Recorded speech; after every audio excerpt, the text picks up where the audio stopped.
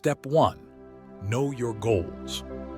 As counterintuitive as this may sound, most people wander through life without a clear aim. But you cannot start a meaningful journey without defining the destination. Setting clear, achievable goals helps you orient your life in pursuit of what matters most to you. Additionally, defining your aim not only clarifies what you're chasing, it also points to that which you're leaving behind.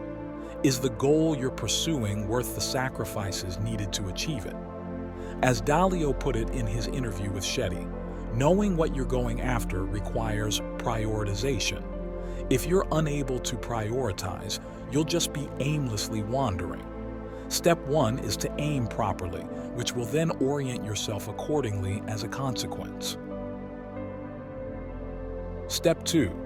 Encounter problems and fail. Notice how Step 2 isn't an if statement, it's an affirmation. Problems along the way are inevitable and you will undoubtedly fail. To encounter these problems and face them, therefore, is key. If you're adventurous and you push your limits, you're going to fail, says Dalio. But life is a long journey, and failure isn't the end but a part of the process. If you learn to make the most out of failure and pain, you'll realize that they're the most valuable things. Ignoring problems won't make them go away. The dragons you attempt to hide will grow until they're too big to ignore. Confronting your problems and challenges is a key step in freeing the path towards success. Step 3. Diagnose the problem's root cause. Now that you're courageously confronting the problems you encountered, you need to dig deep to identify the underlying issues. During this step, it may be beneficial to ask for help, as others may help you see things from newfound perspectives. What's causing these problems at the root? Dalio says it may have to do with you, or it could be about the people around you and your environment holding you back.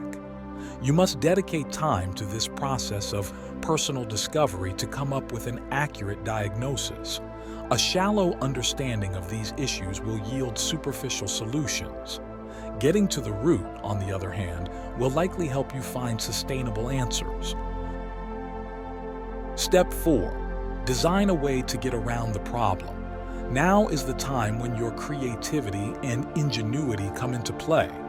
After digging deep into the root cause of the problem you've encountered, and after confronting your limitations through an honest process of personal discovery, you need to find a way around the obstacle.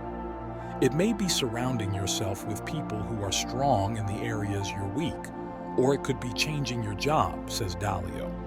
Whatever it is, you have to get around that specific thing that you diagnosed as standing in your way. Don't be afraid to try different solutions, and if something doesn't work, never let failure stop you. Remember Step 2. Failure is just a part of the journey, not the end of it. You have an opportunity to create new patterns and habits that will orient your life properly. Step 5. Take action.